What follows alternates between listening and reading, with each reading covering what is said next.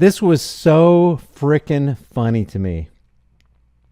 The comedy of errors by the Houston Police Department and the Houston government in thinking that they are going to reduce crime by buying back guns from law-abiding citizens never ceases to amaze me. Listen to this. Tonight, there's fallout from Houston's first ever gun buyback event. Over the weekend, more than 800 firearms were turned over to the city in just hours. Whoa. But one picture is gaining a lot of attention on social media where one person exchanged dozens of 3D printed guns for thousands of dollars. Fox 26's Matthew Seedorf is looking into it for us tonight. Matthew, what have you found? Now, I thought initially that this guy, that's I don't care how you look at it, that's an enterprising move.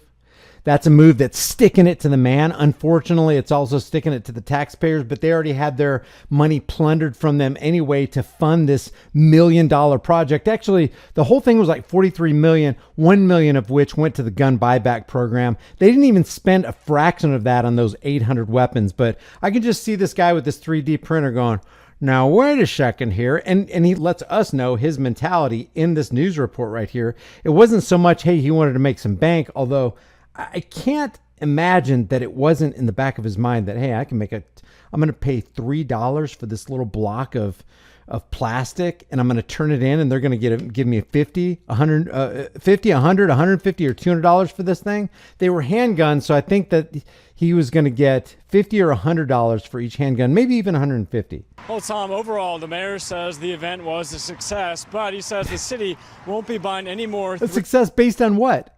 Based on whose metric? How do you gauge the success of using $1 million of money that you plundered from the people to give it back to the people for an item that you never bought for them in the first place? They're calling it a gun buyback program. They should just call it a plunder initiation program. Hey, criminals, here are the gun owners who are no longer armed scheme. 3D printed guns. New backlash from Houston's first gun buyback event. One person selling the city dozens of 3D printed firearms known as ghost guns. We're going to exclude those the next time around. Using online. We're going to exclude, wait. When we do our next buyback program, we're going to exclude the ghost guns. Oh, wait a second, Mayor. So is this program about safety or not? And are you saying that it's okay for people to own ghost guns? Oh, no, that's not what he's saying. Wait till we get later on in this report. You'll hear what he's saying. You'll hear that this mayor is an enemy of freedom. You'll hear that this mayor is a friend of tyranny and tyrants. Online research, we found the man claiming to have sold 62 ghost guns to the city Saturday, each in exchange for Visa gift cards. The man sharing this photo of the firearms he says he made using a 3D printer, exclusively telling Fox 26 the goal was not personal profit, but to send Houston leaders a message about spending $1 million tax dollars on something that has no evidence of any effect on crime. I love that. Let's go back to what he says here. The goal was not personal profit. I'll just take his word for it. Although, he's a human being, is like, hey, I could make some serious money here. A little cash for Christmas. How many shopping days till Christmas? But let's just take him at face value. The goal was not personal benefit, but to send Houston leaders a message about spending $1 freaking million tax dollars. That's plundered. When plunder becomes a way of life for a group of men living together in a society, they create for themselves a legal system which authorizes it and a moral code which glorifies it. And that's what this is. This is a glorification of the plunder of the people in the name of public safety, which is always a scam, because that's always going to be the outcry and the alibi of tyrants. Well, of course I have to take away your rights for public safety. It's for the general welfare, for crying out loud. You're for the general welfare, aren't you? You're for public safety, aren't you? And then they get you into this false dichotomy where it's only this or this. Hey, do you love children more than your guns, or do you love your guns more than children? I mean, which one is it? Oh, what if I want my guns to protect my children? What about option C there? Oh, they don't give you option C because they want to give you a false choice.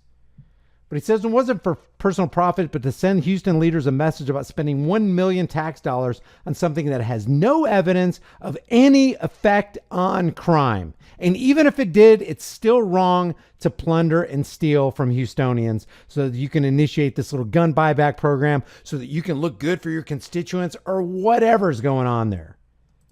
Effect on crime. You'll always have people who will try to take advantage of programs. Now, You always have people trying to take advantage of programs, says the guy who's taking advantage of Houstonians.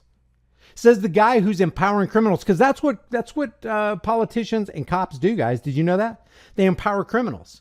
Let me give you an example. Gun-free zones. Who does that victimize? It victimizes all who are going to obey that stupid sign. They will become the victims. The only people empowered in those zones will be the criminals who know that everybody else is disarmed. So it's a victim creation, criminal empowerment, fish in a barrel zone. That's just one example of how governments get involved, and the people who get sideswiped are the people who go, okay, I guess I'll obey government, while criminals out there are a little bit smarter than those average bears and saying, I don't give a damn what a politician says. I'm keeping my firearm. I'm keeping my ammunition. As a matter of fact, I'm going to get more now. Now I'll just wait outside these little gun buyback programs, have my little binoculars that I stole from Aunt Sadie 3 weeks ago from her house when we did that break-in, and we're going to get some license plate numbers, and we're going to follow these newly disarmed people home so that we can have their way with them. Yeah, real smart, Houston Police Department. Not only that, the Houston Police Department said, no questions asked. We won't try to get your ID or anything. And we already had somebody from Houston say that they were staking the place out, saying that there was Houston police taking down the license plate numbers of everybody who turned in a firearm. If a cop says that there's no strings attached, you better be looking for aircraft cables. There ain't strings, there's aircraft cables. was there when that person brought in those guns. The reason why we decided to go ahead on and do that is because we had not said we were not going to.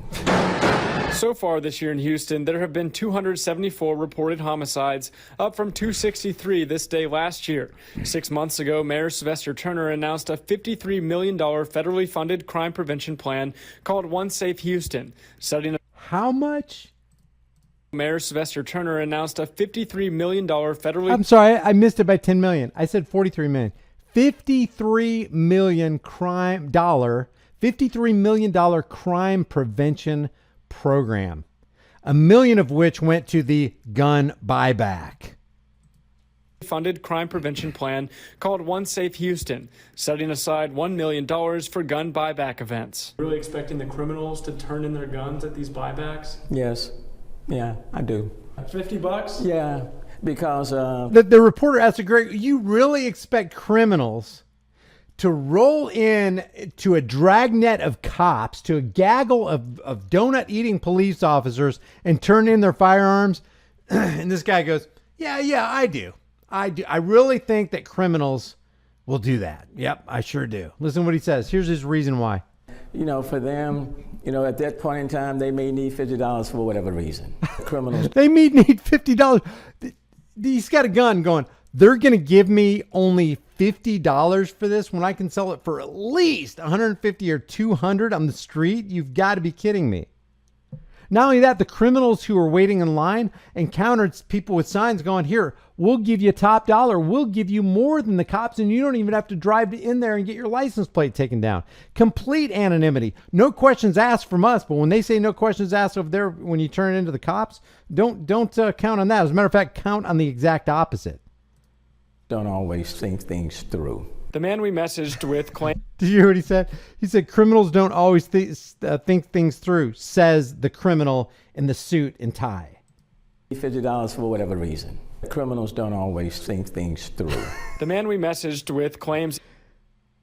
Criminals don't always think things through. Neither do government officials. But then I repeat myself. Each gun cost him about $3 to make. He sold 62 to the city for $50 each, profiting about $2,900. The man says he now has 3 goals: have the city pay fair prices for firearms, use private donations rather than tax dollars, and don't destroy historic... That is reasonable. Have the city pay fair prices for guns using private donations, not plunder, and don't destroy historic guns. You know what this is in line with? This is in line with these three bullet points on his proposal are in line with individual freedoms. Listen to what the mayor says. Guns. There needs to be state and federal laws to ban people from producing these ghost guns. More than 800. To ban people, criminalize people who choose to produce ghost guns or unserialized guns. Do you know what he just said? This is the land where politicians get to create criminals out of thin air if they choose to use a 3D printer and make something that's in line with the Second Amendment, right to keep and bear arms shall not be infringed. Further, I, as the mayor of Houston, am going to criminalize anybody who chooses to make an unserialized firearm and try to stay away from the all-seeing eye of the government. Listen to this. That's criminal. That's criminal language. Criminal. Historic guns. There needs to be state and federal laws to ban people from producing these ghost guns. Wow. More than 840 firearms turned over to the city's guns. Just to be clear, this guy, like so many, is a hater, a despiser of freedom. And people from producing these ghost guns. More than 840 firearms turned over to the city Saturday for gift cards between $50 and $200. And tonight, the mayor tells me they're planning 2 more of these buyback events. We're live in Houston tonight. Matthew Seedorf, Fox 26 News. And if they're planning 2 more of these events, you know the legislators are getting together trying to craft legislation and create bills and laws that do 2 things. Number 1, make it illegal for anybody to interfere with this buyback program, trying to undercut what the cops are trying to give out. And number 2, they're going to try to ban and criminalize people who choose to use a 3D printer to print a personal protection device, because you got a right to do that. Amazing amount of evil coming from these psychopaths. And it's truly psychopathic, guys, if you think about it. It's truly psychopathic. A person, okay, say, use me for example. Say I see you and I'm like, wow, I don't want you to engage in that activity. I don't want you to buy plastic straws anymore.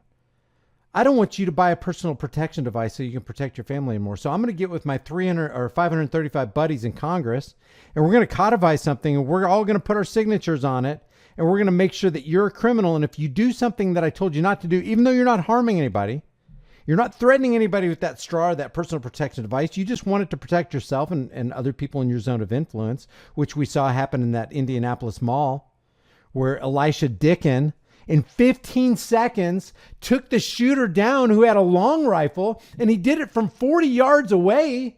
And after he did it, his nurse girlfriend started tending to everybody before the cops even got there. That's freedom. That's the freedom that we want to ring in this American soil. But mayors like this guy, this Houston mayor, wants to put a kibosh on that and criminalize people like Elisha Dickin, who saved no telling how many lives by his quick act.